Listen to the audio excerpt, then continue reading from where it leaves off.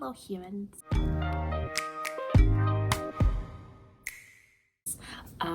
So basically, I get a lot of DMs, text messages, and comments about the note-taking technique I posted on Tuesday for my pharmacotherapy pediatric special populations notes, and I'm using the same technique today. And most of the questions were basically like, how do I do it? Like, although I typed out what I did, I guess people wanted to visually see, like, am I doing it at the same time, stuff like that. So why not create a video when I like editing videos and creating videos and I like helping people? So here we go. Step one, I need coffee.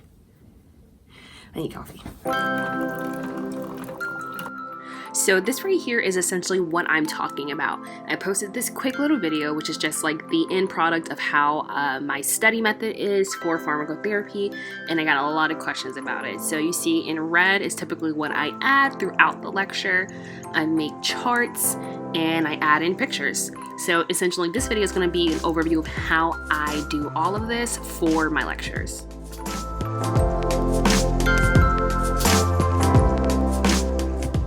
First things up is setting up my document. I prefer to have very small margins, so I typically am doing 0.2 on top and bottom because I personally just like to have as much on a page as I can.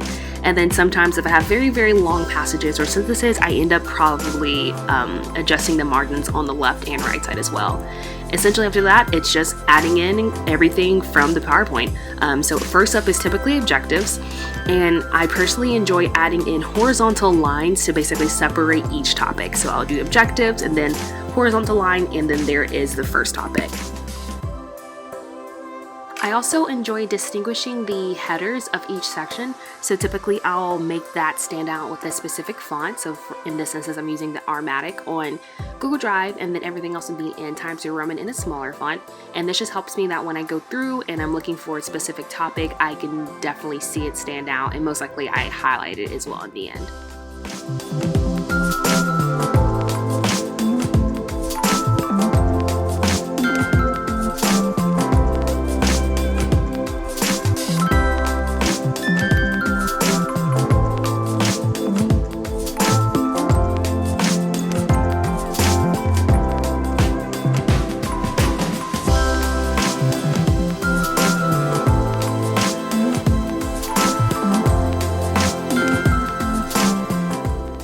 Next up is creating charts while I am copying and pasting my notes from the PowerPoint to the Google Doc. If you know me and you follow me on Instagram, you know I freaking love charts. Like, I don't think there's one study guide that I have had so far without a chart.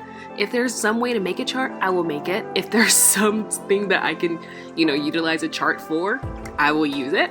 So I absolutely love making charts. It just helps a lot when you're comparing things, contrasting things, etc. So here we're comparing the prenatal care do's and don'ts. So while I make the chart, I also highlight the do's and I also highlight the don'ts.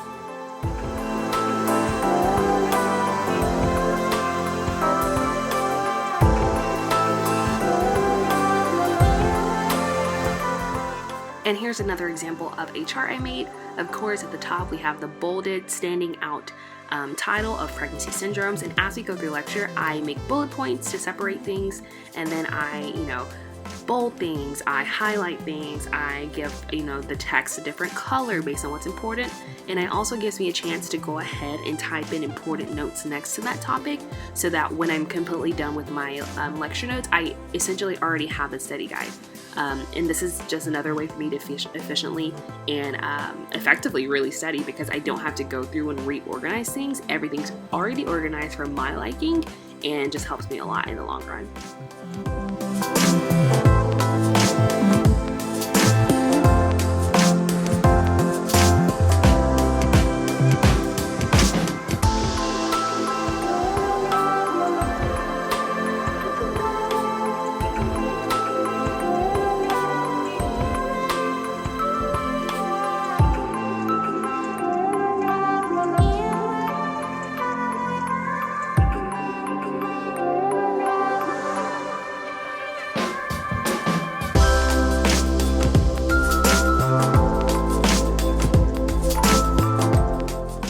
Of course, I have to incorporate my iPad into note-taking, so what I did was I copy and pasted these 3 charts from our lecture into a Google Doc, and then I airdrop that doc to my iPad so that I can annotate it while I listen to the lecture, or just while I was going through it and adding little notes myself that I thought of. And then once I'm done, I'm just going to airdrop it back and add it into the lineup of the final product. I love keeping pictures, specifically ones that my professor may harp on for quite some time during lecture. So typically I just screenshot them on my Mac and import them into my Google Doc, and then I just make sure they're right beside the notes that I'm taking at that time. And once I have basically completed all the content of the study guide, I just go through and I start cleaning things up. So I make sure topics are all on one page. If they're starting to go over, then I adjust them with the bullet points. I adjust my charts. I start highlighting somewhat. So the next few minutes is essentially just going to be me cleaning everything up.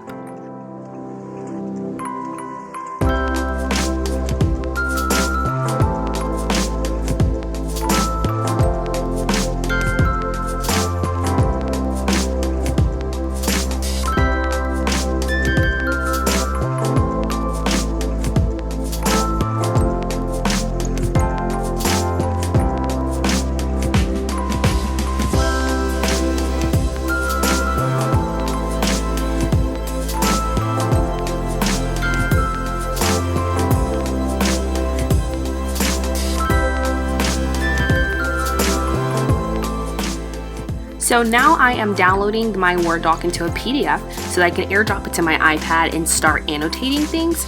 Specifically, I'm going to be copying the charts that I have created and already sent to my iPad and then pasting them into my study guide. So right here you see that I'm clicking on the pharmacokinetics of pregnancy chart.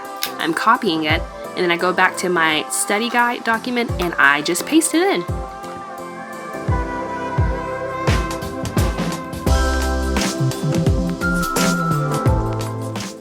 So now I'm doing the exact same thing with two of the charts I made.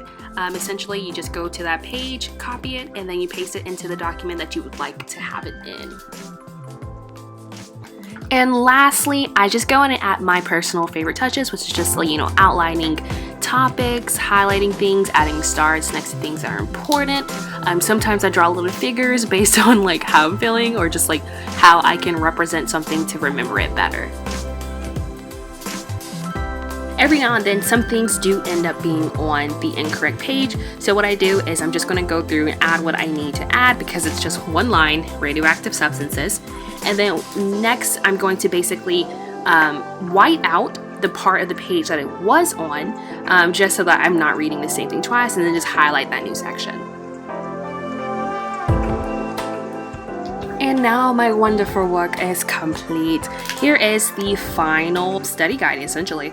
So this is my notes, which I have basically turned into my final study guide. So from here on, I have nothing else to do because I've added all notes from the PowerPoint, as well as notes that she mentioned during class, as well as charts and annotations and different pictures. So this is literally what I am going to study when it comes down to preparing for my examination.